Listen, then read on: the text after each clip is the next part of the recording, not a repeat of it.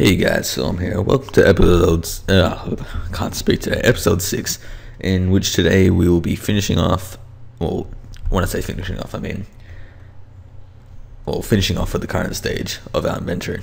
Now, I was originally going to have another class where we'd have inventory and then it would have this in it, but I've decided that this would be our inventory. So I'm not going to rename it because I honestly cannot be stuffed. So if we go to item player manager, what we've got here is our list of items. So what we need to change is come down here and make this system.serializable, and let's just do public class, and let's make it inventory, right? And so in inventory we'll have our because pretty much what we did is we had our item, etc, etc, etc. What we want is we want our item here, and we'll just have a public item, and then we'll have a public int amount of item. So basically what this is going to do is, rather than just have item, which we should probably change, we'll change that in the future when we start adding, actually no, we'll leave it as that. So what we can do is, if we change this to list inventory, and rather than items.add,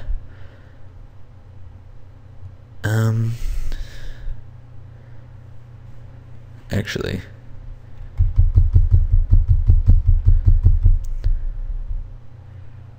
yeah,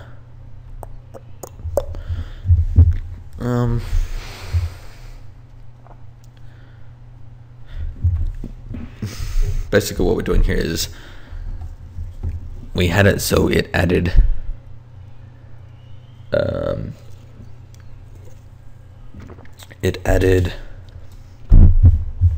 a thing just straight away into it. So we need to edit this by doing items.get range. No.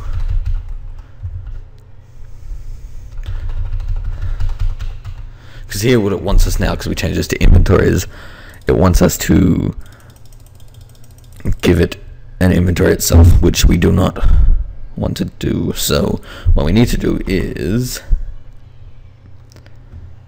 make a inventory I equals new inventory. So here if you just go public inventory, and we need item, and we need amount of item. So we need to make that int, int. So in here we just do this dot item is equal to item, and this dot amount of item is equal to amount of item. So up here is, we want this part here to be here, and we'll add a int amount. So here we'll just do amount. Alright, that's gonna be a pretty short episode, but if we go back to the player, we can change this to, let's say we want 5 of them.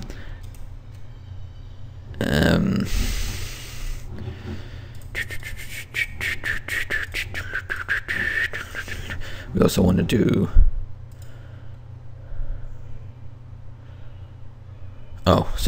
inventory inv equals new inventory, and then we basically want items.add inv, and yeah, that should work. So if we click play and we go to our player, hopefully we can get away from these people. So you come down here, and they're a bit dumb. Okay, so we come down to our player, and you'll see